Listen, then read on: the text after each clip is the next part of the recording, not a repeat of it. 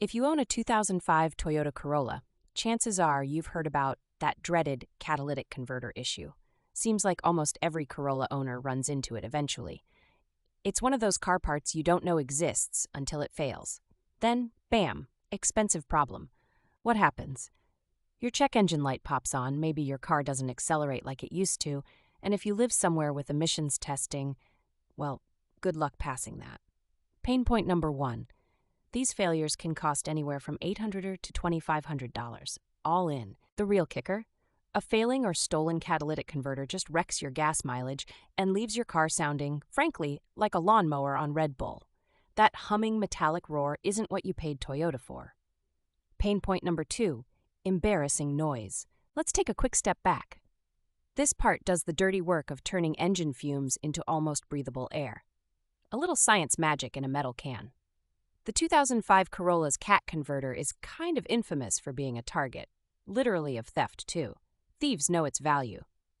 If you suspect yours is starting to go, look for these signs. Drop in power, more fuel stops, maybe you smell something like rotten eggs out the tailpipe. It's a universal car pain. What's wrong is hidden, and diagnostic time costs money before you even fix it. Pro tip, don't ignore these signs ever. Here's how the process usually goes. Mechanic plugs in a code reader, spots a P0420 code, shakes his head, and quotes you a number that makes you reconsider public transit.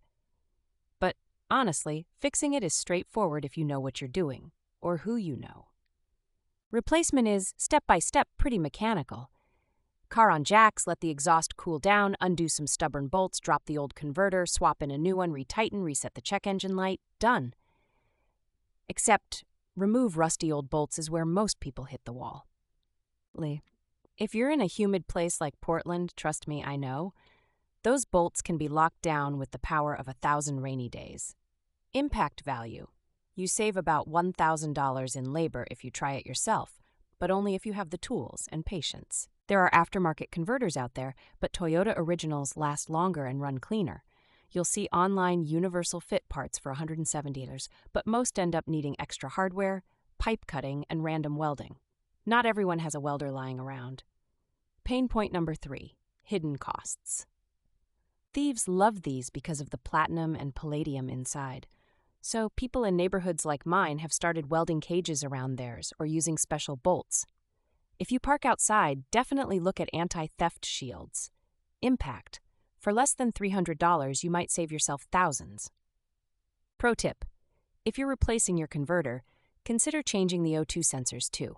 They age at the same rate, and an old sensor can ruin your brand new part's life expectancy. That's a $70 decision that can double the lifespan of the fix. Lastly, test your fix before you celebrate. Start the car, listen for leaks, check the light, drive a few days, and watch your dashboard. If the light stays off and your car stops howling at the moon, congrats, you just saved yourself the price of a weekend getaway.